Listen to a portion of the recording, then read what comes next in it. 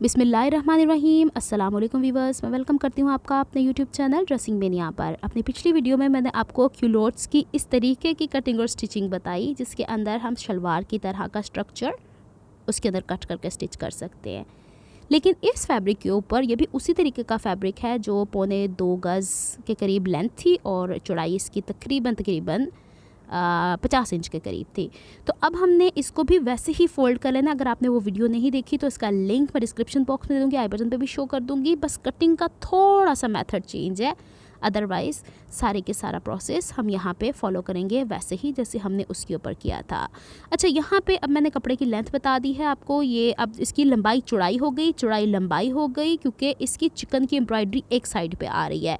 तो हमने इसकी कढ़ाई का लिहाज रखते हुए इसे इस तरीके से फ़ोल्ड करना है कि फ्रंट ऊपर वाला हिस्सा जो आपको छोटे नज़र आ रहे हैं ना, ये डबल है। यानी पहले हमने इसे एक दफ़ा फ़ोल्ड किया, फिर इसे मज़ीद दूसरी दफ़ा जब फ़ोल्ड किया तो ये 3 इंच पिछले वाले हिस्से से कम है। अब हमने इसकी पहले लेंथ मार्क करनी है। मैंने पिछली वीडियो में भी बताया था कि हम नॉर्मली ट्राउज़र ऊपर से नीचे की तरफ मार्क करते हैं, लेकिन ये नीचे से ऊपर की तरफ होगा क्योंकि हमने इसमें नीचे फोल्डिंग नहीं करनी होती है। तो 37 इंचज़ के ऊपर मैंने मार्क लगाया और वो निशान बैक वाले हिस्से पे भी जाना चाहिए। इसके ऊपर मैंने 2.5 इंच का मार्क लगा देना है, जो कि इसके आसन फोल्डिंग कह लें या फिर इलास्टिक बैंड लगाने के लिए होता है, वो लगा दिया। अब यहाँ पे इस वीडियो में मैं 3.5 इंच ऊपर फिर मार्क लगा रही हूँ। क्यों? क्योंकि हमने बैक के ऊपर वो 3.5 इंच एक्स्ट्रा लेना होता है। तो जब हम थोड़ा सा एडवांस काम कर रहे हैं तो थोड़ा सा एडवांस हम मेजरमेंट भी वैसे ही ले लेते हैं, भले आप बाद में इसे निशान लगा लीजिएगा, it's not a big issue. यहाँ तक आपको 3 मार्क्स नज़र आए। अब जो ये इलास्टिक बैंड के नीचे वाला हिस्सा है ना हमारा, इससे हमने आसन मार्क करनी, यानी फ्रंट के हिस्सों को मार्क कर देंगे। तो यहाँ से आसन मार्क कर लेती हूँ। यहाँ पे मैंने ई लिख दिया है ताकि आपको अंदाज़ा हो जाए इलास्टिक मार्जिन है। इससे नीचे मैं 10.5 इंच मार्क कर रही हूँ, जो कि मेरी आसन या सेंटर सीट का निशान होता है। इसके ऊपर मैं कर दूँगी यहाँ पे स्ट्रेट मार्क इस तरीके से। अब मैंने आपसे कहा था कि मैं इस क्यूलोट को इस तरीके से बताऊँगी जिस तरीके से हम पैंट्स को स्टिच करते हैं, यानी साइड की सिलाई भी आएगी। तो यहाँ पे जो आसन का मार्क लगाया ना मैंने, उससे अंदर की तरफ 1.25 इंच मार्क लेके इसको गुलाई के साथ इलास्टिक बैंड वाली नीचे वाली लाइन से मैंने मिला दिया, हल्का गोल ऊपर नहीं किया। फिर इसके बाद स्केल की पोजीशन देख लीजिएगा, हल्की सी रोटेट की है मैंने, दूसरी तरफ लेके गई हूँ, पलट दिया है और उसको यूँ सीधा ही नीचे लेके गई हूँ, क्योंकि क्यूलोट्स जो होते हैं ना वो आजकल खुले आ रहे हैं, मतलब वो टाइट फिटिंग वाला। और वैसे भी अगर इतनी ज़्यादा एम्ब्रॉयडरी को मैं नैरो बॉटम जो होता है हमारा 7 इंच के पांचे में लेके जाऊँगी तो सारी कढ़ाई ज़ाया हो जाएगी। अब जो हमने 1.25 इंच अंदर की निशान लगाया था, उसके बाद जब मैं मेजर कर रही हूँ तो ये 14 इंचज़ है। 14 इंचज़ से अंदर की तरफ 2 इंच ले लिया, जो कि आसन की जो हम तिरछापन करते हैं ना, गुलाई आगे की तरफ से शेप देते हैं, वो हम लोगों ने यहाँ पे मार्क कर लेनी है। और ये वाला निशान जो 12 इंचज़ समझ लें, अब ये रह गया है तो इसको ऊपर की तरफ मिला देना है। तो फ्रंट का तो ये निशान आ गया हमारे पास। अब हम लोगों ने ये देखना है कि हमने पांचा नीचे से कितना लेना है। तो यही स्केल देखिएगा क्या पोजीशन रख के मैं मार्क लगा रही हूँ यहाँ पे। ये चीज़ें बस फोकस करने वाली होती हैं, क्योंकि थाइस से गुलाई नीचे की तरफ जानी होती है और नीचे से मैं स्ट्रेट ले रही हूँ। अगर मैं यूँ नैरो कर दूँगी तो फिर बता रही हूँ कि कढ़ाई ज़ाया हो जाएगी। तो मैंने सब कढ़ाई को कोशिश की ज़्यादा से ज़्यादा मैं इसके अंदर ले लूँ, तो फिर मैंने पांचा उतना ही खुला रख दिया है। ये वाला जो मार्क्स आपको नज़र आ रहे हैं अभी फ़िलहाल, ये है फ्रंट के, और ये 3.5 इंच वाला बैक के लिए था। तो अब जो 3.5 इंच वाला बैक के लिए था, उसे जो फोल्डेड हिस्सा मेरी तरफ है ना, उससे दूसरी तरफ यूँ तिरछा मिला देना है। बस ये समझिएगा कि जो उठान होती है ना, वो सेंटर सीट या जो ये हमारे ये आसन होती है उसकी तरफ होती है। अब जो हमारे पास थाइस का मार्क था, यानी आसन का, उससे 1.25 इंच नीचे की तरफ लेके बैक की मैंने आसन मार्क कर ली। ये तो बहुत आसान हो गया आप लोगों के लिए भी समझना। और बैक का पांचा मैं इस तरीके से रखूँगी कि फ्रंट के मुकाबले में मैं 2.5 से 3 इंच एक्स्ट्रा रखूँगी। इसी में सीम अलाउंस भी आ गया और इसी में वो खुलापन भी आ गया जो ट्राउज़र का बैक का हिस्सा होता है। अब यहाँ पे ये निशानात आप देख लीजिए कि किस तरीके से बन गए हैं। सबसे पहले हम इसकी कटिंग करेंगे बैक के ऊपर, क्योंकि बैक का हिस्सा बड़ा होता है और फ्रंट का छोटा होता है। फ्रंट का हम बाद में भी कट कर सकते हैं।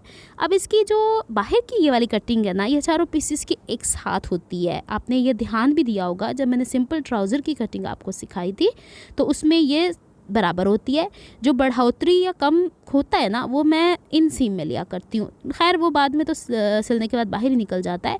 अच्छा, यहाँ से जो आसन मैं कट कर रही हूँ वो बैक के हिसाब से कट कर रही हूँ और जो इन सीम है वो भी बैक के हिसाब से। मैंने कोशिश किया कि ये वाली वीडियो और इससे पिछली वीडियो मैंने कुछ भी फास्ट फॉरवर्ड नहीं करके दिखाया ताकि आपको समझ में आ जाए, क्योंकि बेसिक चीज़ इसकी कटिंग ही होती है, स्टिचिंग तो बहुत आसान है।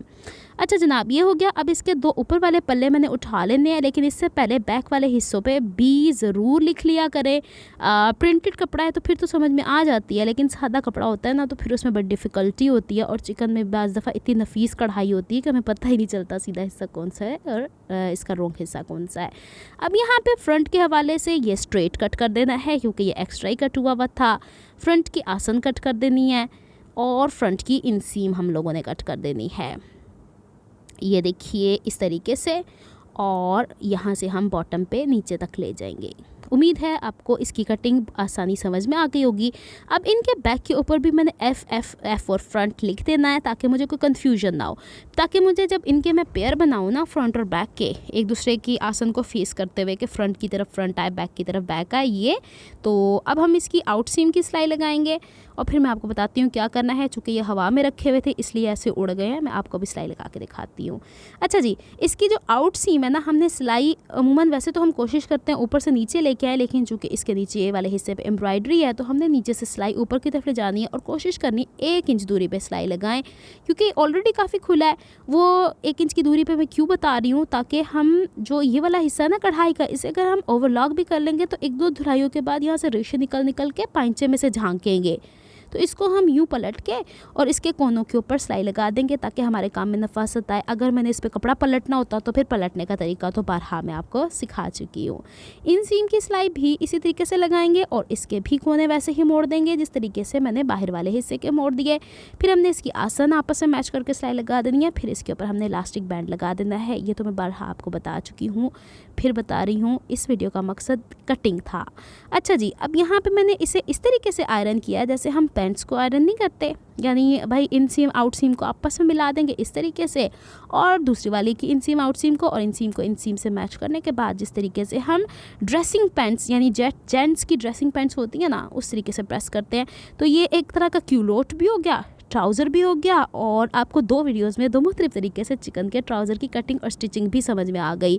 उम्मीद है आपको सब क्लियर हो गया होगा। ये है इसका पाइंचा अंदर की तरफ, ये देखिए मैंने दोनों तरफ इसकी सिलाइयाँ ऐसे लगाई हैं कि इसके धागे ना निकले। मतलब हम लोगों ने कोई कमज़ोरी की गुंजाइश छोड़नी ही नहीं है अपने ड्रेसेस के अंदर कि वो धुलने के बाद भी ख़राब हो।